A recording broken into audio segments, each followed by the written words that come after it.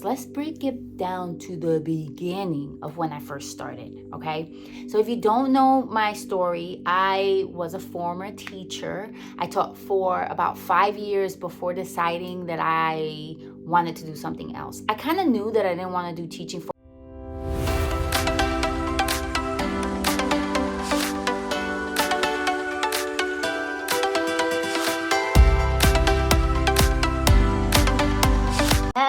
so I'm back. And for those of you who don't know who I am, I'm Griselle Reyes. And if you don't know already, I have been creating a vlog just about my journey in getting a spot and all this stuff. So look at my other videos if you want to do that. But what I thought was, let's break it down to the beginning of when I first started, okay? So if you don't know my story, I was a former teacher. I taught for about 5 years before deciding that I wanted to do something else. I kind of knew that I didn't want to do teaching for a while, but when you go to school and you graduate and you do all that stuff, you kind of feel like you're stuck. And so at the age of about, what was I, like 33, I decided that I was going to take a lash class and start doing lashes. I'm now 35. So this is proof that age does not limit your ability to get into the beauty industry, right? And I came with nothing, right? Not even an esthetician license. I decided that I was going to take a certification for lashes before knowing and learning that I needed to have an esthetician license. I didn't know, so it was innocent. I just did it because of a friend that was like, hey, why don't you go take a course so you could do my lashes and you can do mine for free, and then I'll learn and whatever, and we'll do it. So that's why I picked the lashes. It was kind of by accident. I used to do makeup a long time ago, and I used to do New York Fashion Week with a group of girls, and I loved it. But then had a baby, life happened, went to college, decided that that was the way that I was going to make my money. So wrong, because I actually make more money now than than being a teacher, right? So that's why I thought it was important to really tell you the true way of getting into the lash business. And I think that the way that I did it was still a smart way, although it's not, I guess, what they want to say legally okay to do. So don't, I'm not a lawyer and I don't know what your state regulations are. But in my state of Georgia, you have to have a esthetician license to do lashes. Other states, it's not like that. And the requirement is a lot less strict. So you might be thinking, well, I'm going to have to do that first. With me, my thing is the same way college is. You get into something, you don't really know what you're getting into, and then you do it, and then you realize you don't like it. So I'm actually glad that I didn't do the esthetician route at the very beginning, because I was able to take that time to actually realize that lashes was something that I actually wanted to do, and then decided that I was going to then pursue the esthetician license. My story, as far as how I went about the esthetician license, is very different than other people. I went through it as an esthetician apprentice, which takes a lot longer in Georgia than it does as just going to school. So if you are capable of doing the school route, I would do that. But for me, I needed to make money at the same time as I was learning, because I already had 3 kids and I needed to feed them. So I couldn't just decide, hey, I'm just gonna go to esthetician school and not make money. That wasn't an option for me. So I did go the esthetician apprentice route, which is 2 years, 18 months, whatever you want to call it, but you need 2,000 hours to be able to become an esthetician in Georgia, instead of the 1,000 hours and 7 months training if you just went to a school. But your state might be different. Florida, I was looking into, it's actually a 2-month program and it's only 250 hours. You see how each state is different? Makes absolutely no sense. But whatever, somebody decided to make the rules. But I think first you should get a course. If you already did a course, awesome. Learn lashes, decide that it's something that you want to do, because you might not want to do it. If that's the only thing that you wanted to do, getting an esthetician license and then finding out that you don't want to do lashes is a complete waste of time. So first, do that. The second thing, a lot of people want to say, well, get your LLC and your business name and all that stuff. That's just the fluff. Try to get clients first. Get your free clients first, okay? You don't know what you're doing. You think you know what you're doing. You don't know what it is to experience actual clients that are expecting something, right? Actually looking at all different types of lashes. People have different lashes. There's curly lashes, thin lashes. I call them fluffy lashes, that they look like they're barracuda on their face, right? You need to be able to know how to do those. You also need to create a portfolio of lashes so that people can see it. So how do you do that? By doing it for free. I did like 20 free lash sets. Mind you, when I first started, I took like 4 hours to do a set. It was crazy. Okay. I thought that I would never drop down my time. I can now do a great lash set in about 2 hours. I do push it sometimes because I like to add a little more. So I'll do 2.5. And that's just because I don't like to do it longer. First of all, nobody wants to lay on the table that long. Second, when you start getting a lot of clients, you need to be able to break your time and time block. Because if you don't time block, you're not going to know when you can take the next client. So that's why you have a set time. For me, 2.5 hours always works out. So I just block my time at 2.5 hours. If I'm able to finish at 2, that's awesome. It's a plus for me. I do not charge by the hour. I charge for the service, but because I know my timing, that's why I block 2.5 hours. You're only going to be able to know that and get better with practice. So you have to take free sets. Yes, you are taking your time. Yes, you are using your product, but take it as a learning experience. You need to learn the craft. You definitely cannot charge people money and feel comfortable about yourself when you screw up or their lashes fall off, because guess what? It does happen. I did it. I didn't know about glue humidity. I didn't know about how often I was supposed to change my glue or the different kind of glue. Or I finally found the glue that I prefer and I love. And, that takes time to learn how to do the right tweezers, the ones that you like, the lashes that you like to use. That's all going to take time with practice. The other thing that I did was find a little spot. You could do it at home. Okay. I started there at first, but with kids, I felt uncomfortable bringing people to my house that I didn't know. And also, a lot of clients don't feel comfortable. So that's the next step. Once you do like all your family, if you do, or your family and friends, and you want to take people that are outside, then you're going to want to probably find somewhere to go. I would not go to one of these like expensive lash studios that cost like $1,000 a month, right? Because you're not even making $1,000 a month. I would go around to different places in the area. I got lucky twice. And so that means that you can get lucky as well. I first was able to go, literally, it was like a closet, and it had a whole bunch of junk in one side, and I put a curtain, partitioned it, and I was doing lashes like in a little tiny space. Okay. And I got that spot for free. This person was extremely nice, understood what it was to start a business, and allowed me to stay there completely for free until I was able to build my clientele. When I was there, because I was in a salon, I felt a little bit more comfortable using Groupon. So I did a Groupon ad, and believe me, you don't make any money on Groupon. Again, this is still learning. Groupon wants you to do a 40% discount minimum, and then the after the 40% discount that you already gave, they're going to take 50% of that. So you're making dirt money, nothing. You're not making nothing. You're making like $20, okay, for a lash set when you use Groupon. But again, it gets your name out there. People start reviewing you on Groupon. And then again, people are liking you. You're also going to have an Instagram account, right? You're going to use their pictures. You're going to upload their pictures. You're going to use hashtags in your local area. For example, if you live in Dallas, Texas, you're going to put Dallas, Texas lashes. And you're going to hashtag that so that people, when they're looking on Instagram, they're looking for Dallas lashes, Dallas, Texas lashes, you're going to be in there and they're going to see your work and they're going to call you. I've gotten a lot of clients from Instagram and Facebook just by hashtagging my local area. Okay. Also, the Groupons. After a while, when I realized I was getting enough clients, I cut Groupon as fast as I could possibly because the money is just not there. But I was at this place for free.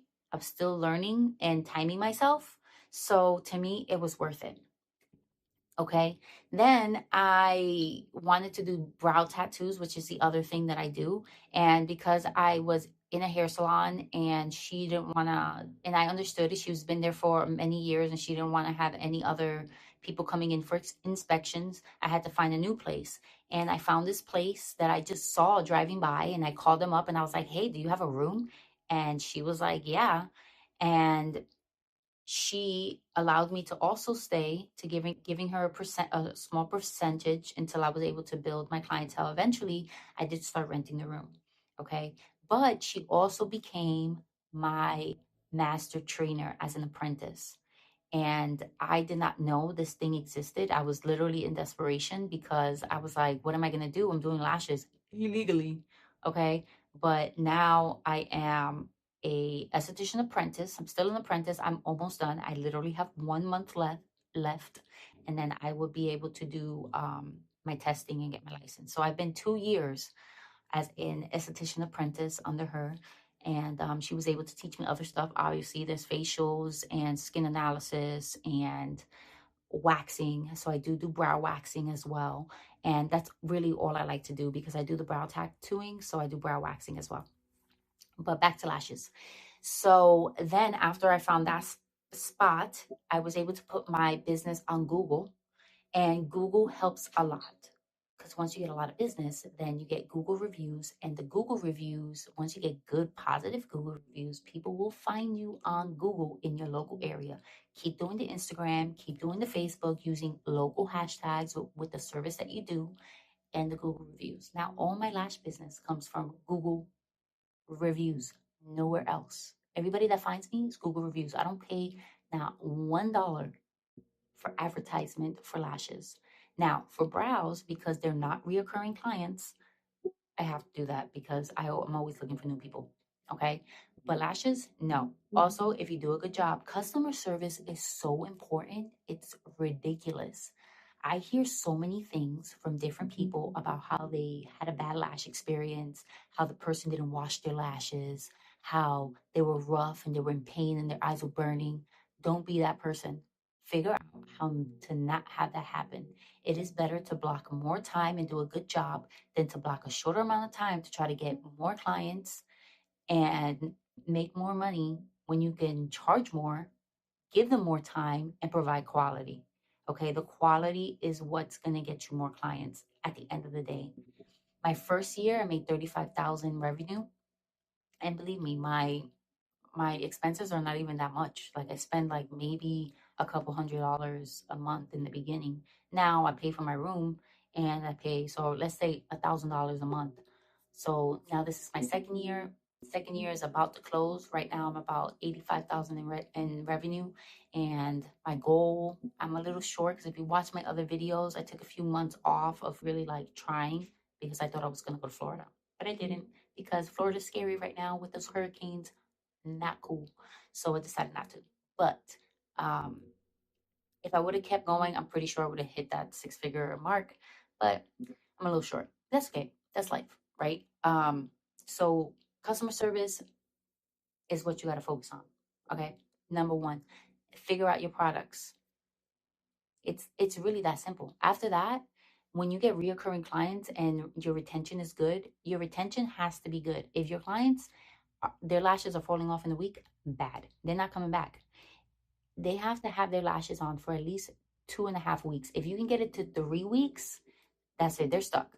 They're coming back. No problem. And the one thing that I found that is the most important in getting your lash clients back is your personality. At the end of the day, a lot of your clients are moms, people with things going on in their life, and they need you for therapy. I know that you've seen those Instagram posts that it's kind of funny that they put the tape on and they're like, oh, well, you don't want to give me more money. Here's the tape. You don't need to talk to me. Guess what? They're not coming back. They're coming to talk to you. They have stuff to get off their chest and they want to speak to you. And if you're not a cool person and you're not personable, they're probably not going to come back. Some clients do like to sleep. Don't get me wrong. I never get bothered when a client talks the whole time. Never, because they keep coming back. I am their friend now, and I like the majority of my clients. They're awesome, and at the end of the day, they're coming because they like you. as a person. So if you're rude, if you're nasty, if you're always grumpy, they're not going to feel very comfortable about coming back. Let's see, any final thoughts? A clean place. They like clean, they like quiet. Don't put your gangster music on, your high pumping energy music. They're trying to relax. They're getting away from their kids, from their job, from their husbands, or if they're men getting lashes. I don't know. I've never had a man um, for lashes, so I don't know. But if there is, I mean, I don't know. But whatever the case may be, they're coming to get away from whatever it is. Either they're there to talk to you or they're finally there to get the nap that they couldn't get. Okay. They are there for you as your person, or as their person. Okay. If that makes any sense. Just that is how you start a lash business. Okay. Not all of this frou frou. Nobody cares about you looking cute. Nobody. You can put all those cute pictures of yourself. Nobody cares. Because at the end of the day, the likes on Instagram don't matter if you don't have the clients inside of your place, right? What does matter is that you have good pictures, decent enough. You know who your clients are. If you have the people that like the big lashes and that's your clientele, then that's what you should keep doing. Me, I like natural, more natural, a little bit more subtle, not these big lashes, crazy big fluffy lashes. That's not my style, okay? But there's a style for everybody and a client for everybody. So know who you are, what you like to do, who's your people. Me, because I'm older, I usually get older people. Not old, but you know what I mean, like 35, in my age range. And that's what I like to do. And then you grow from there. You just keep perfecting, keep getting better, take every day as a learning experience. At the end of the day, not every single person is gonna like the set that they got, because first, a client might not know how to explain what they want. They might not have the lashes that they think that they have, that they can get the set that they saw online. And a lot of times, let me tell you, those lashes that you see that are gorgeous and beautiful taken, they took like 4 hours to do that set. And if you want to make money, you're not going to take 4 hours to do a set. I'm sorry. Definitely not at the price range that people want to pay for lashes right now. So you got to time yourself, still give good quality, still give a good lash set, but understand that there's an expectation that needs to be made. If they have these crazy expectations but don't want to pay the price, you also have to be able to provide the information and to ease them into that expectation. But remember, clients are first. And yeah, that's going to help you 100%. Like there's no other way around it. Do free stuff, take pictures, post it, and be consistent. Pretty much that's it. And with lashes, because they're reoccurring, you little by little you build your clients and they come back. And that's all I have to say, I think. Let me know if there was anything I missed. I don't think I missed anything. Pretty sure I got everything. But yeah, I just thought that this video was a good one to give because this is kind of like the before. Right now, I am going beyond this stage. I am, for those of you who do watch my vloggy stuff, I am waiting to hear back about the location that I put a proposal for.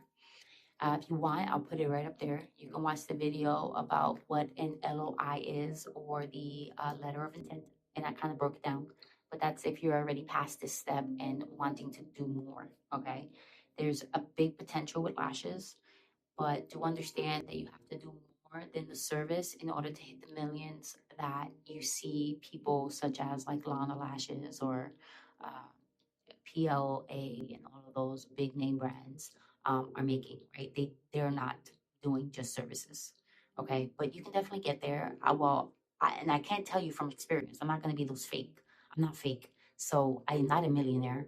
But I am hoping to get there one day, and I hope that you will join me on this journey to getting there.